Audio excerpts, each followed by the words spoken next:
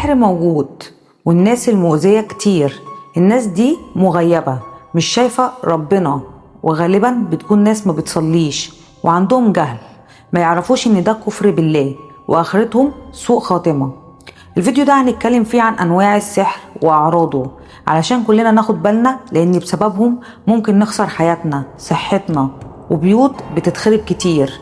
يلا نبدأ بأول سحر. أول سحر السحر المأكول أو المشروب. هتحس بمغص في منطقة المعدة، هتحس بغثيان أو قيء.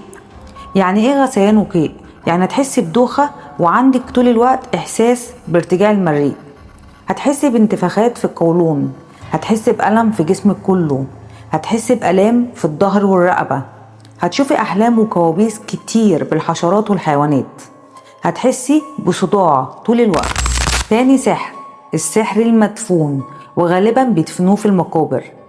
هتحسي بانك تعبانة طول الوقت، وبتروحي لدكاترة كتير ومش عارفين عندك ايه، وبتخسي من غير سبب، وفي بعض الأحيان شكلك بيتغير، بعد ما كنت جميلة بتكوني مش حلوة، أو جوزك بيشوفك مش حلوة. هيحصل لك مشاكل في الرزق، أمور حياتك مش هتكون أحسن حاجة. هتحسي أوقات بإنك بتفكري تنتحري، هتشوفي خيالات في الشقة، هيحصل تفريق بينك وبين جوزك، ولو مش متجوزة مش هتتجوزي، حالك هيقف. ثالث سحر السحر الهوائي. هتحسي بصداع طول الوقت، تعب في فقرات الرقبة والظهر، هتحسي مزاجك متعكر على طول، ما عندكيش القدرة انك تاخدي قرار صح في اي خطوة في حياتك. من الاخر عندك تشتت في التفكير، وهتحسي بتخدير في الايدين والرجلين، وهيحصل لك ارتفاع في الحرارة فجأة في جسمك، وهيحصل لك مشاكل في الرزق، ولو متجوزة هيحصل مشاكل علشان تطلقي، ولو مش متجوزة مش هتتجوزي. رابع سحر السحر المرشوش، وده اكتر انواع السحر اللي الناس بتستخدمه لانه اسهل نوع، لانهم سهل يدخلوا بيتك، سهل يرشوه على باب البيت من بره من غير ما يدخلوا، فهتتأذي. هيحصل لك احلام وكوابيس، مش ليكي بس، لكل اهل البيت، وهيحصل لك مشاكل في الرزق، هتحصل مشاكل دايما على اتفه الاسباب، هيحصل امراض لاهل البيت، اجهزه كهربائيه هتتحرق او تبوظ من غير سبب، وهتحسي ان في اشخاص حواليكي في البيت. خامس سحر واخر سحر هقوله سحر التسليط. يعني ايه سحر التسليط؟ يجي ساحر او مشعوذ يعمل توكيل او يرسل شيطان ليكي.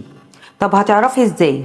لما تحلمي بكوابيس طول الوقت وفي شخص دايما بيلاحقك في الحلم، هتحسي بوجود شخص جنبك دايما عند النوم، ولما بتصحي من النوم بتلاقي اثار ضرب على جسمك لونها احمر او ازرق. هتحسي بصداع طول الوقت، كل شخص قررت ترتبطي بيه الارتباط بيفشل، والشخص ده بيحصل له مشاكل. هيحصل لك مشاكل في الرزق والشغل. في صفات ثابته في السحر زي الصداع ووقف الحال في الرزق والجواز وخراب البيوت، مع اختلاف باقي الصفات، وده طبعا على حسب نوع السحر. علشان كده انا قلت انواع السحر. رسالتي للي بيأذي غيره بالسحر والاعمال: عمرك فكرت تنام وانت عارف ان في حد حياته اتلخبطت بسببك؟ ان في ام اتقهرت، او بيت اتخرب، او نفس اتكسرت، او ناس مرضت وانت السبب؟ الحق نفسك قبل ما تندم، الدنيا مش دايمة، وباب التوبة مفتوح للي يرجع بصدق. في بيوت بتتخرب وناس بتموت وناس بتمرض، صعب ترجع زي ما كانت. وعايزة اقول في النهاية، ورا كل نضارة سودا في كلام كتير لسه ما اتقالش. انا اسيا عبد الرحمن، ودي النضارة السودا. سلام.